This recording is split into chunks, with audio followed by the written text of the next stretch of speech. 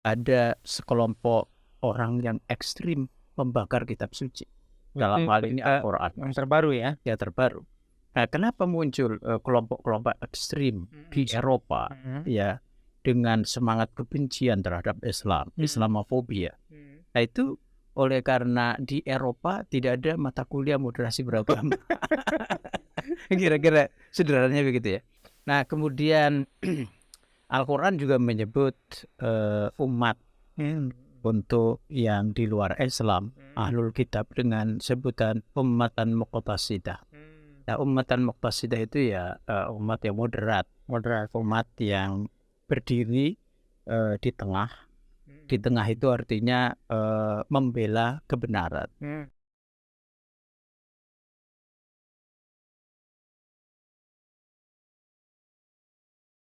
Assalamualaikum warahmatullahi wabarakatuh. Waalaikumsalam. Selamat malam, salam sejahtera Sobat Ekbis dimanapun berada. Petang hari ini jumpa lagi dengan saya Kang Ali di studio podcast Ekbis Banten, edisi 2 Februari 2023. Jadi tanpa terasa tahunnya sudah 2023. Sobat Ekbis dimanapun berada, mudah-mudahan tidak kurang suatu apapun dan selalu dalam lindungan Allah Subhanahu wa Ta'ala, sehingga apapun wujud aktivitasnya kita bersyukur, tetap berterima kasih kepada Sang Pemberi segala sesuatu. Sobat Ekbis, untuk episode kali ini kita akan diskusi ringan. Kenapa ringan? Karena kita bicara ilmu dan pengetahuan. Telah hadir di studio dokter muda, mungkin sebentar lagi akan guru besar. Nama lengkapnya adalah Dr. Haji Fadlullah SAG MSI, cendekiawan muda Banten ya, saya kira. Mungkin karya-karyanya akan dirilis dalam beberapa tahun ke depan. Ya. Sudah banyak karya-karya tulis tapi masih dalam proses perapihan kelihatannya. Selamat datang Pak Dokter Ya. untuk keberapa kalinya dengan tema dan konten yang berbeda. Saya sebagai host ingin coba mendiskusikan dengan Pak Dokter, membedah pemikiran beliau tentang moderasi beragama. Dan kebetulan moderasi beragama ini memang menjadi tuntutan ya, terutama di dunia akademik, dunia pendidikan, bahkan kalau di madrasah mungkin menjadi kurikulum tersendiri. Di kampus-kampus, bukan hanya kampus-kampus Islam, kampus-kampus umum pun semuanya harus menerapkan semacam mata kuliah umum ya. Ya, jadi di Untirta satu di antara mata kuliah dasar adalah moderasi beragama. Nah, tentu ini mata kuliah yang sebenarnya kalau bicara substansi saya kira sebenarnya nggak terlalu baru ya. Cuma karena dikemas sedemikian rupa dengan momentum politik yang dinamis, sehingga seakan-akan ada keterbutuhan yang mendesak bahwa pendidikan moderasi beragama ini harus betul-betul dirancang, dirumuskan dan disampaikan kepada publik, terutama dengan di dunia pendidikan. Nah, pertanyaan Pak Dokter, karena ini bicara pemikiran, bicara kurikulum yang harus terjawantahkan di pemikiran anak-anak didik dan mungkin masyarakat luas ya. Kira-kira sebenarnya yang latar belakangi apa sih kemudian harus pakai istilah moderasi beragama? Ini dari istilah dulu lah ya, supaya masyarakat awam, emang agama butuh moderasi kata orang Banten ya kira-kira. Ya, ini akan kita tanyakan dan nanti akan dijelaskan oleh Pak Dokter. Yang kedua adalah substansi. Yang kedua keterbutuhannya, Pak. Yang paling mendesak lah kira-kira. Sehingga harus ada mata kuliah khusus moderasi beragama. Apakah sudah sangat genting kira-kira gitu menjawab tantangan zaman soal pergumulan warga bangsa atau sama warga negara relasinya dengan antar umat beragama atau antar sesama agama juga menjadi semacam tantangan yang serius, sehingga moderasi beragama ini menjadi perhatian. Saya kira bukan hanya orang-orang kecil yang dan memang ini menjadi proyeksi pemerintah saya kira di 4 tahun terakhir ya Pak Dokter ya. Jadi tolong nanti coba dieksplor dasar-dasar pemikirannya dan kemudian terobosan-terobosan pemikirannya, sehingga kita menjadi paham, menjadi ngerti, masyarakat luas menjadi harus tahu bahwa pendidikan moderasi beragama penting dalam rangka menopang kehidupan berbangsa dan bernegara hari ini di Banten khususnya dan Indonesia umumnya. Monggo Pak Dokter, baik juga kenalkan sedikit latar belakang ya, supaya publik tahu ini dulu sekolahnya di mana kira-kira gitu kan. Mungkin sebagian orang nggak tahu. Silakan. Baik Kang Ali, jadi tentang moderasi beragama ini sangat penting ya. Jadi karena sebenarnya moderasi beragama ini pesan Islam. Jadi Islam sebagai agama itu mengedepankan moderasi. Makanya ada istilah ummatan wasato. Ummatan wasato dan umat yang moderat. Dan kita tahu bahwa umat terbaik itu ya yang wasato. Khairul umur awsatuha. Jadi nah kemudian Al-Quran juga menyebut umat untuk yang di luar Islam, ahlul kitab dengan sebutan ummatan muqtasidah. Nah, ummatan muqtasidah itu ya umat yang moderat, umat yang berdiri di tengah. Di tengah itu artinya membela kebenaran. Nah, kenapa moderasi beragama ini sangat penting? Oleh karena kita menyaksikan, misalnya yang paling terakhir nih, paling terakhir di Eropa ada sekelompok orang yang ekstrim membakar kitab suci. Dalam hal ini Al-Quran. Yang terbaru ya? Ya terbaru. Nah, kenapa muncul kelompok-kelompok ekstrim di Eropa ya dengan semangat kebencian terhadap Islam, Islamofobia? Nah itu oleh karena di Eropa tidak ada mata kuliah moderasi beragama. Kira-kira sederhananya begitu ya. Nah, dalam konteks kebangsaan kita di Indonesia, moderasi beragama itu juga penting. Oleh karena pasca reformasi itu kebebasan itu luar biasa. Jadi kita menikmati kebebasan. Dan orang menyebut kebebasan yang luar biasa ini kebebasan tanpa batas moral. Orang nyebutnya kebablasan. Bablas ya. Nah, situasi seperti ini tentu para agamawan, ahli agama itu harus hadir untuk memberi perspektif teologis ya, bagaimana kehidupan kebangsaan yang bisa menerima kemajemukan. Nah, ini yang menjadi concern bersama. Nah, secara ideologis kita ini juga beruntung ya punya ideologi yang bernama Pancasila. Betul. Karena Pancasila itu sesungguhnya adalah wujud konkret dari moderasi. Kita bisa bayangkan ya saat ideologi ini muncul ketika Pancasila itu dirumuskan di tahun 1945. Ada banyak ideologi yang berkembang. Betul. Ada ideologi misalnya yang menekankan pada individualisme. Kemudian ada yang menekankan pada kolektivisme. Nah, bagaimana individualisme menghendaki kebebasan berpikir, sementara kolektivisme menghendaki kebersamaan di dalam bertindak. Ini nggak ketemu.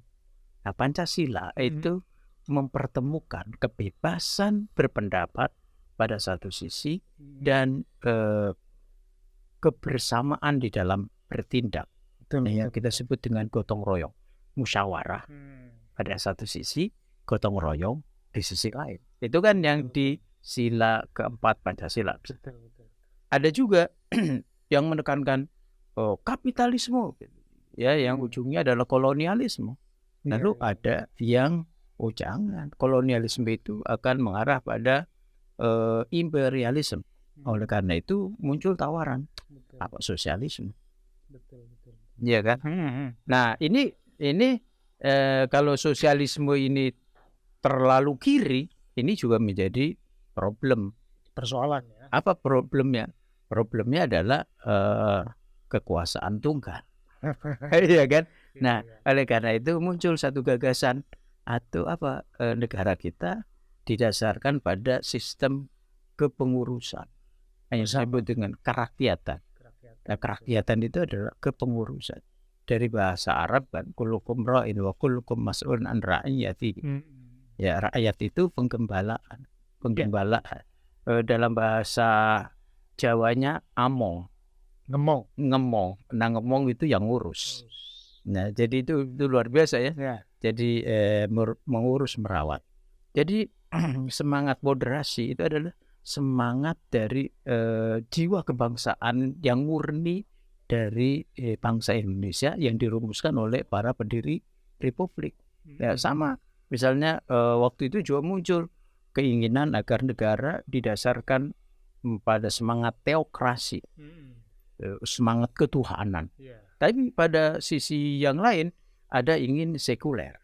Jangan campur adukkan antara kehidupan bernegara pada satu sisi dan agama di sisi lain. Udah biarlah agama-agama, negara-negara sekularis. Tapi ada yang nggak bisa, agama harus terlibat. Nah, menariknya kemudian di Republik ini ketuhanan yang Maha Esa sebagai dasar, ya kan? Tetapi pada saat yang sama kebebasan beragama, kebebasan beribadah sesuai dengan agamanya masing-masing dipersilahkan. Jadi maksud saya bahwa moderasi beragama dalam konteks kekinian sangat mendesak oleh karena isu global internasional yang seperti di Eropa ya, bukan hanya yang terakhir, sebelumnya juga di Perancis ada semangat misalnya anti berjilbab dan seterusnya, semangat Islamofobia di Eropa gitu ya, sebagai kalau saya menyebut Eropa sudah mati itu demokrasinya ya kan. Nah, ini harus dikasih warning, jangan sampai semangat Islamofobia masuk ke Indonesia, atau sebaliknya di Indonesia kemudian karena semangat Islam yang melampaui batas selalu anti kemajemukan, itu juga tidak boleh. Jadi istilahnya harus ya posisi tadi itu wasatiyah tadi dia. Ya, ada tawazun. Nah, saya bertanya pada posisi tadi sudah dijawab untuk menegaskan kembali bahwa basis epistemologi daripada Islam moderat ini, baik itu di Al-Quran atau Islam, itu jelas sudah ada. Kemudian dalam kerangka kesatuan negara Republik Indonesia dan Undang-Undang Dasar pun kita mendapatkan penjelasannya, yaitu pengejawantahan dari nilai-nilai dasar Pancasila, kira-kira begitu. Betul. Nah, sekarang pertanyaan adalah apa perangkat operasional yang diperlukan agar ya metodologi, kemudian kurikulum, dan kemudian capaian daripada indikator pencapaian bahwa pendidikan moderasi beragama ini tercapai, dan ukuran ketercapaian itu apa kira-kira Pak Dokter? Oke. Jadi pendidikan moderasi beragama itu tentu harus dimulai dari menanamkan ide gagasan ya, bahwa kita hidup pada satu taman sari kemajemukan Indonesia. Jadi saya menyebut kata taman sari untuk tergambar keindahan, kenyamanan, kerinduan. Nah, jadi kalau kita lihat taman gitu kan, bunga-bunga itu warna-warni, ya kan? Ya, warna-warni ini sekarang dieksploitasi kok menjadi LGBT gitu loh. Ini kan gak beres itu ya. Jadi warna-warni itu harus dipandang sebagai semangat kebersamaan ya, yang menjunjung tinggi estetika dan seterusnya. Nah, Indonesia sebagai taman sari itu terdiri dari berbagai suku bangsa. Ya, ada Jawa, ada Melayu, ada Sunda, ada Bugis, ya, macam-macam. Ya. Dan keragaman ini kalau tidak dikelola, dia menjadi ancaman. Nah sebaliknya kalau dikelola secara bijaksana, maka ini menjadi kekuatan maha dahsyat. Saya ingin mengatakan begini ya, kalau orang-orang di dunia bicara tentang membangun kebersamaan sekaligus menjaga dan merawat identitasnya masing-masing, itu sebagai isu global, maka isu global ini adanya di Indonesia. Artinya apa? Kalau bangsa Indonesia bisa merawat kemajemukan, itu bangsa Indonesia layak memimpin dunia. Karena di belahan dunia yang lain, ya, sebut saja banyak, sebut sebuah negara, misalnya Australia, itu kan keragamannya terbatas. Itu kan pendatang dengan masyarakat tempatan, dan masyarakat tempatannya malah terpinggirkan. Vietnam, itu kan dari kata Vietnam itu satu suku aja, ya kan? India dan seterusnya. Nah kita beragam tapi bisa dikelola dengan baik. Nah ini orang di seluruh dunia mikir, kok bisa ya? Apa ilmunya? Nah resepnya apa nih kira-kira? Ternyata ini resep yang paling sederhana dari Al-Quranul Karim, ya kan? Bahwa kita diciptakan oleh Allah Subhanahu Wa Taala, ada laki ada perempuan, ya kan? Lalu dari perkawinan laki dan perempuan itu bersuku-suku berbangsa-bangsa, dan keragaman suku bangsa itu kita tidak boleh mengatakan bahwa suku tertentu lebih tinggi.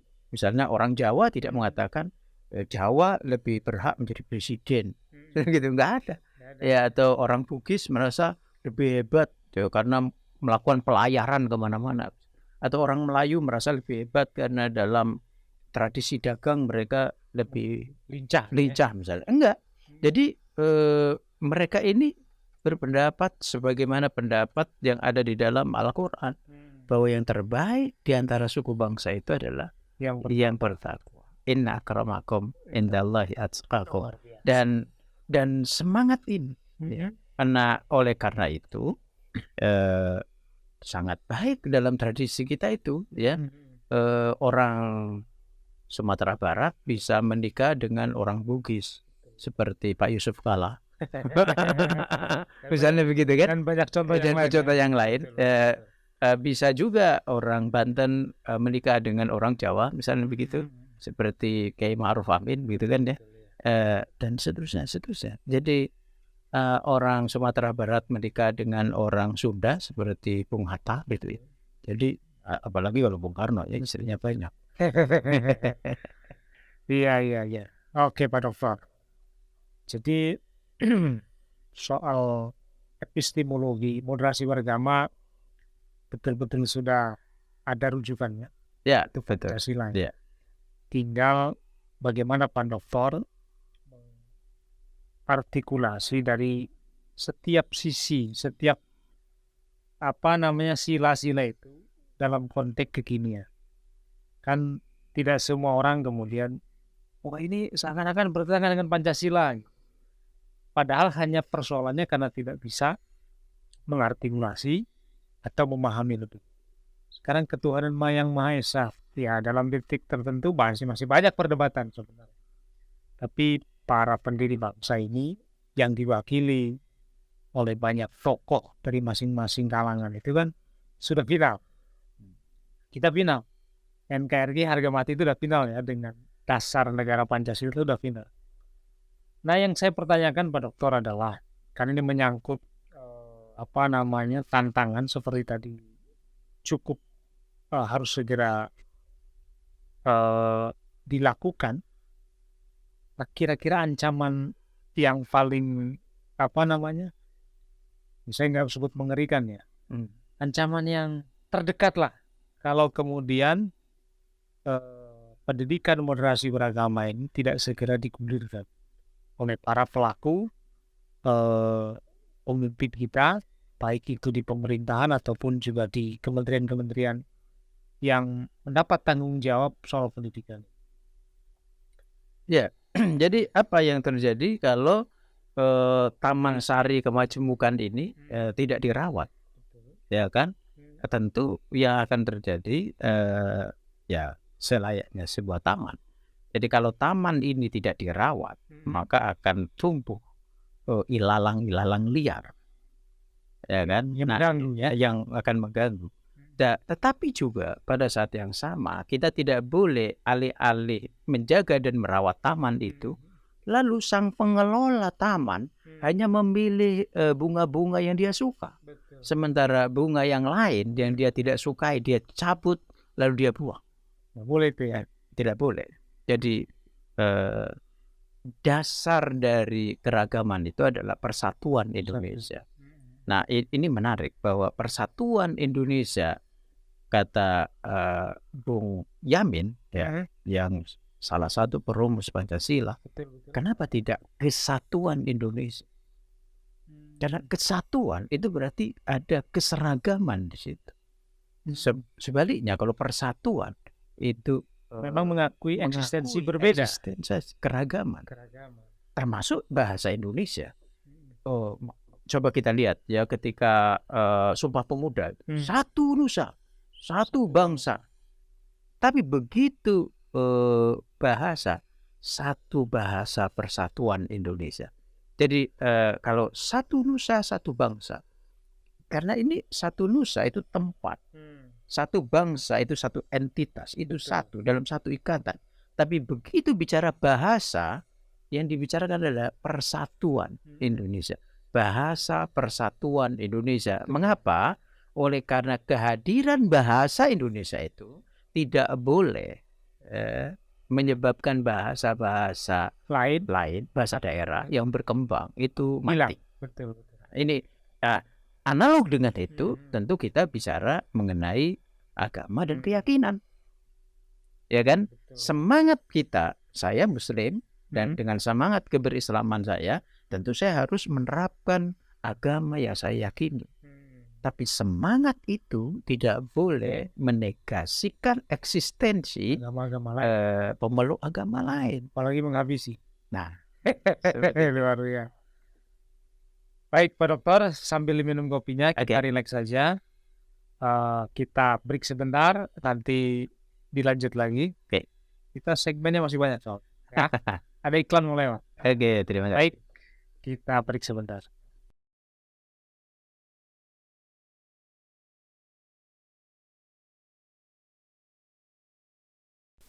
Baik, kita lanjut. Iklannya sudah lewat Pak Dokter. Kopi sudah diminum. Nah, dalam merilis karya yang akan diterbitkan oleh Pak Dokter ini juga tertulis misalnya ada istilah Indonesia bertahun. Ya. Ini penjelasannya seperti apa ini Pak Dokter? Supaya orang nggak bertanya-tanya, Indonesia bertauhid. Coba dalam konteks kesatuan, dalam konteks kebangsaan, dalam konteks persatuan Indonesia, istilah Indonesia bertauhid ini apa ini? Jadi Indonesia, mari kita lihat pasal 29 ayat 1 Undang-Undang Dasar 45 kita. Itu menyatakan bahwa negara berdasarkan ketuhanan yang Maha Esa. Jadi ketuhanan yang Maha Esa itu diusulkan oleh Abi Kusno, ya, salah satu dari salah satu tokoh Muhammadiyah yang hadir pada tanggal 18 Agustus. Setelah proklamasi kemerdekaan. Dan kita tahu bahwa sebelumnya pada pasal itu bunyinya adalah ketuhanan dengan kewajiban menjalankan syariat Islam bagi pemeluknya. Lalu ada informasi yang datang kepada Bung Hatta waktu itu, ada sebagian dari saudara-saudara kita di Indonesia Timur yang berkeberatan dengan setuju kata itu dihapus. Lalu Bung Hatta menyampaikan itu pada tanggal 18 Agustus, lalu mencari rumusan apa yang kira-kira bisa diterima. Karena baru saja Indonesia merdeka, masa kemudian berkonflik gara-gara 7 kata. Lalu Abi Kusno salah satu yang menyampaikan gagasan, dan itu diamini juga oleh pimpinan Persis saat itu ya, Pak Ahmad Hasan. Beliau menyampaikan, ketuhanan yang Maha Esa itu intisari dari Quran surat Al-Ikhlas. Qul huwallahu ahad. Jadi qul huwallahu ahad itu diterjemahkan secara bebas dalam bahasa Indonesia yang Maha Esa. Nah, siapa yang Maha Esa itu? Nah, itu juga tertulis di dalam konstitusi kita, atas berkat rahmat Allah yang Maha Kuasa. Jadi Allah yang Maha Kuasa itu adalah Tuhan yang Maha Esa. Dan oleh karena itu sebut saja Indonesia bertauhid. Artinya Indonesia dari sisi undang-undang lah ya, dan dasar undang-undang dasar negara kita mengatakan, secara langsung mengatakan, bagi orang yang tidak berketuhanan ya keluar saja dari Indonesia, kira-kira begitu. Jadi berketuhanan itu adalah satu keniscayaan. Jadi ini menarik ya. Di dalam ajaran Islam misalnya meyakini bahwa tidak ada orang yang tidak bertuhan, termasuk Fir'aun. Jadi Fir'aun itu alih-alih tidak bertuhan, dia mempertuhankan dirinya. Jadi kalau begitu apakah Fir'aun tidak bertuhan? Ya enggak, dia bertuhan. Dan yang dia pertuhankan adalah dirinya sendiri. Oke, jadi boleh jadi hadir juga di Republik ini seseorang atau sekelompok orang yang bertuhan dengan cara pandangnya. Tetapi ketika mengelola negara, ya, ketika dia mengelola negara, maka pengelola negara harus berdasarkan ketuhanan yang Maha Esa. Jadi maksud saya begini, ketika dinyatakan bahwa negara berdasarkan ketuhanan yang Maha Esa, itu tidak boleh lalu kita secara sewenang-wenang mengadili keyakinan orang. Jadi tidak boleh di situ. Tapi kalau dia mengelola negara, menjadi penyelenggara negara, maka ketika dia menjadi presiden, menjadi wakil presiden, menjadi gubernur, dia akan disumpah. Dan ketika disumpah, itu sudah diatur di dalam konstitusi. Bagi yang beragama Islam, dia akan mengatakan demi Allah, gitu kan? Bagi yang beragama lain, ya misalnya ada yang jadi wali kota dari agama yang lain, misalnya Kristen, maka di kalimat ujungnya dia akan semoga Tuhan menolong saya. Misalnya begitu kan. Dan dimulainya bukan saya bersumpah, saya berjanji. Misalnya begitu. Jadi ketika ada putra terbaik bangsa ini mengelola negara, memimpin negara, maka kepemimpinannya harus berdasarkan ketuhanan yang Maha Esa. Tapi kalau warga negara biasa, ya kan, warga negara biasa, maka warga negara biasa itu tidak boleh diadili oleh penyelenggara negara atas nama agama, gitulah, lalu menghabisi, nggak bisa. Kang Ali, saya ceritakan dulu ya, pada era Nabi Muhammad itu ada orang Yahudi buta, gitu kan, ada di pojok pasar, itu setiap hari menghardik dan mencacikan Nabi dicaci maki begitu. Apakah kemudian Nabi mengadili orang? Iya, jawabannya enggak. Jadi Nabi itu menyuapi dia, ngasih makan dia, dan seterusnya. Bahkan dengan cara yang sangat baik, penuh rahmah gitu.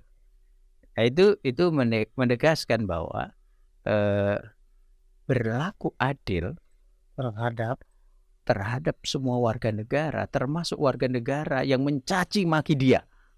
Kenapa? Karena Muhammad Rasulullah memimpin atas dasar ketuhanan yang Maha Esa.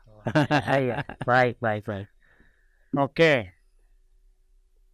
Bicara soal Indonesia bertauhid, banyak soalnya ini, rilisnya banyak. Tapi kita mungkin satu episode ini akan eksplor tadi dari sekian tema besarnya, karena ini kan mewakili sila dari Pancasila ya, dari ketuhanan, kemanusiaan, kemudian yang terakhir adalah keadilan. Ini nanti di episode berikut. 1-2 pertanyaan terakhir ini Pak Dokter, bahwa urgensi daripada moderasi beragama. Kita ingin bahwa anak warga bangsa ini hidup rukun dan damai, tetapi bukan berarti mereka membaur dalam pengertian eksistensi mereka tidak jelas, Tanpa Bukan begitu. identitas. bukan tanpa identitas. Oke. Ini pembauran itu tetap harus ada, tetap harus ya identitas masing-masing ada. Misalnya ya Muslim gitu, Kristen, Hindu. Entitas mereka tidak boleh melebur kan? Ya, kalau melebur namanya kesatuan. Satu. Dan Tetap itu harus eksis. itu bertentangan dengan sila negara ketiga Pancasila. Melindungi hak itu untuk kemudian tumbuh berkembang. Betul.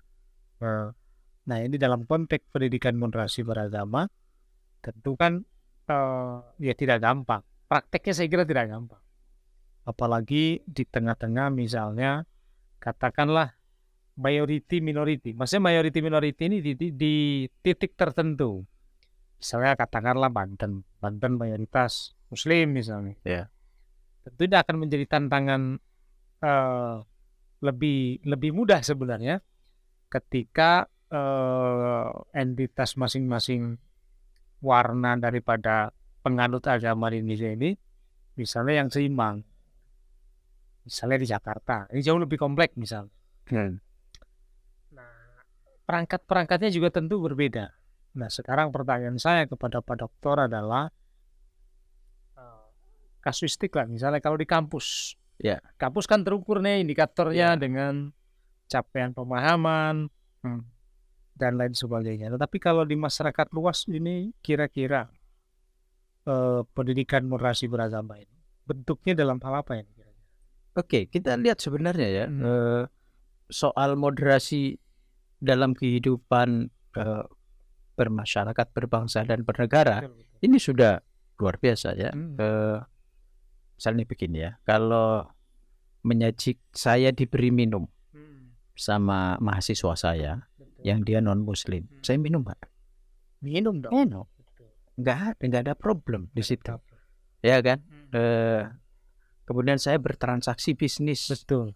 Misalnya dengan misalnya saya tinggal di Bojonegara, ya kan, kemudian bertransaksi beli berlian, beli emas di Cilegon, dan yang melayani pemilik tokonya Cina, Kristen pula misalnya, apa bermasalah? Nggak pernah tanya itu kan? Enggak pernah. Jadi sebenarnya sudah berjalan sebenarnya. Ya, inklusivitas itu sudah berjalan. Nah, pendidikan itu mau menegaskan praktek-praktek baik yang sudah berjalan itu, meneguhkan kembali lah. Ya, jadi semua orang harus mengerti kenapa praktek baik itu terjadi. Oh, itu ternyata didasarkan pada value tertentu. Ya, yaitu satu pemikiran keagamaan yang inklusif. Jadi pendidikan moderasi beragama menanamkan itu. Ya, jadi kalau mengatakan apakah ini sesuatu yang baru? Ini bukan soal baru atau lama, tapi soal bagaimana nilai-nilai kita wariskan kepada generasi-generasi yang akan datang. Betul.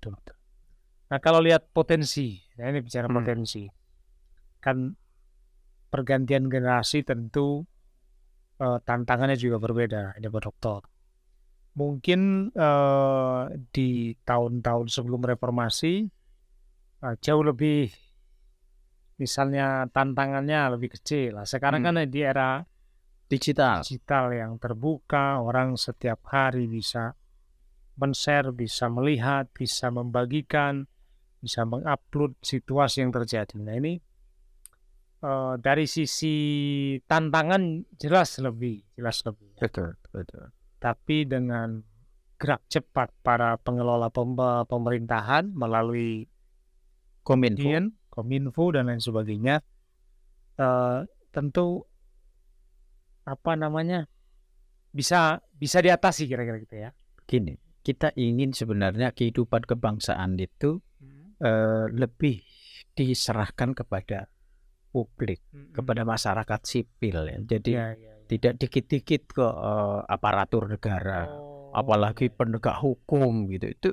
Itu justru kalau itu yang terjadi, ini bagian dari problem ya. Jadi kalau dikit-dikit lapor, dikit-dikit itu nalar publiknya nggak jalan. Jadi yang seharusnya terjadi penyaringan. Jadi kalau kita mau menyampaikan sesuatu ya tidak ada ujaran-ujaran kebencian di dalamnya. Kalau kita ingin bergerak tidak ada diskriminasi terhadap sesama gitu. Itu muncul dari satu sikap mental. Jadi pendidikan moderasi beragama itu ujungnya adalah sikap mental.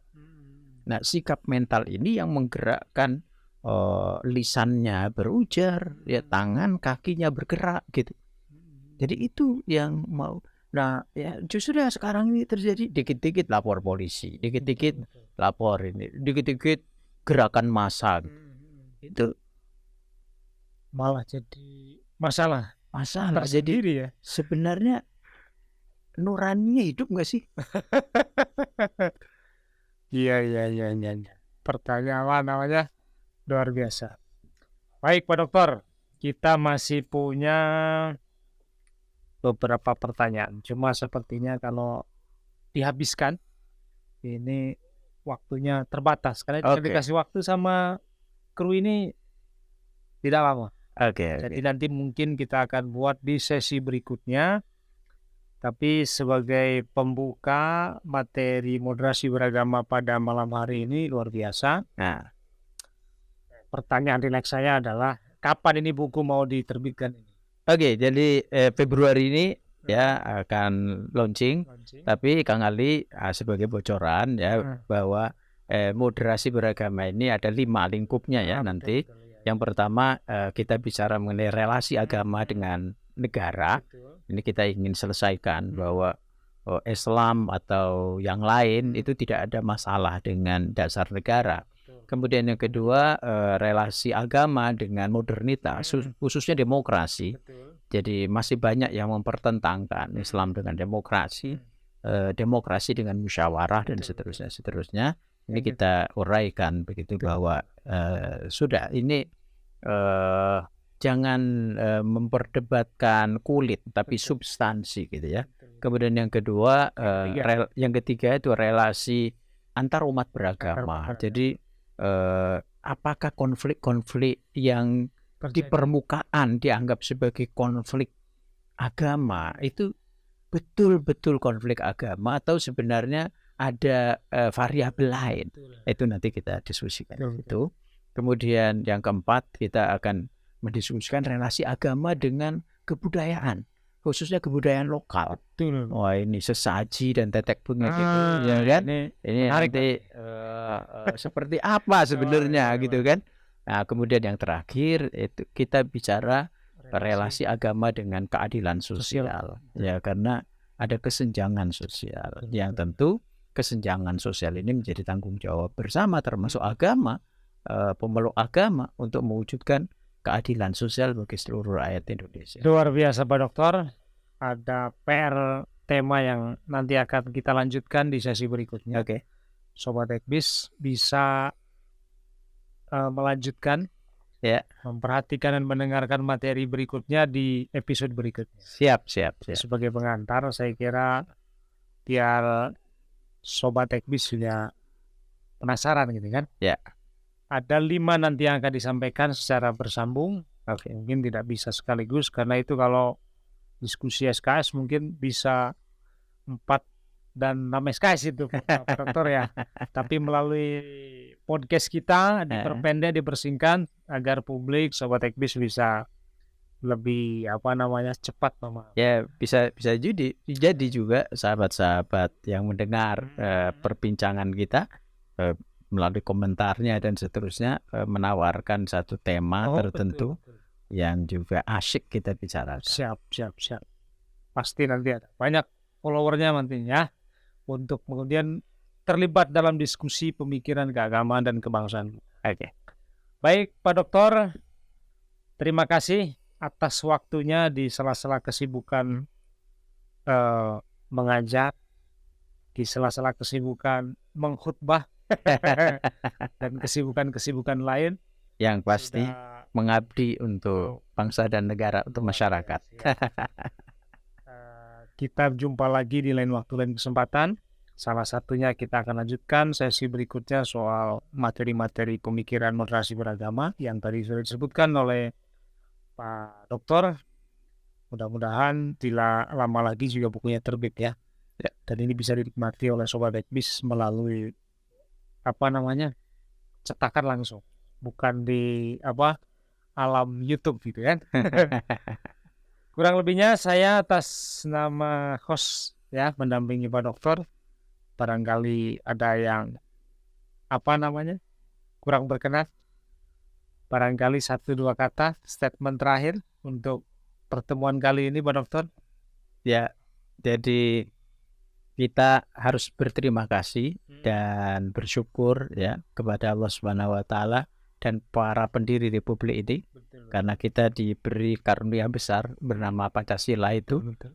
Dan Pancasila itu mengajarkan kepada kita independensi, moderasi, dan inklusivitas di dalam bukan hanya pemikiran tapi juga tindakan-tindakan kita menjalankan agama. Terima kasih. Saya kira itu. Kita pamit undur Pak Dokter. Oke. Perhatikan kamera. Karena pamit undur.